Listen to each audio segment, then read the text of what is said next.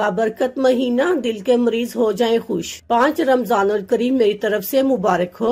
दिल के मरीजों के लिए रोजा सबसे ज्यादा फायदेमंद। जाने दिल के मरीज रोजा कैसे रखें और किस ग़िज़ा का इस्तेमाल करें। बीमारी चाहे कितनी ही संगीन क्यों न हो, मुसलमानों के लिए रोजा रखना सबसे ज्यादा अहम है, क्योंकि इस माह में नेकियों का हसूल आसान हो जाता है, अल्लाह से कुर्बत भी। मगर बीमारियों में घिरे रहने के साथ साथ एहतियातो इलाज समेत रोजा रखना सबसे ज्यादा अहम काम है। दिल का मर्ज जानलेवा है, जिसमें किसी भी वक्त जान जाने का खतरा रहता है, चाहे वो हार्ट अटैक की सूरत में हो या फिर दिल वाल बंद हो जाने की शक्ल में। माहिरीन दिल के मरीजों के लिए क्या राय देते हैं और इनके खाने पीने का क्या प्लान बताते हैं। दिल के मरीजों के लिए माहिरीन की राय। रोजा रखना दिल के मरीजों के लिए सबसे ज्यादा फायदेमंद है, क्योंकि सहरी के बाद से लेकर इफ्तार तक का वक्त स्लो डिलाइट कहलाता है, जिसमें बहुत ज्यादा खाना अमूमन नहीं खाया जाता और दिल के मरीजों को तो वैसे भी हल्के खाने बताए जाते हैं ताकि तबीयत पर गिरा न गुजरे।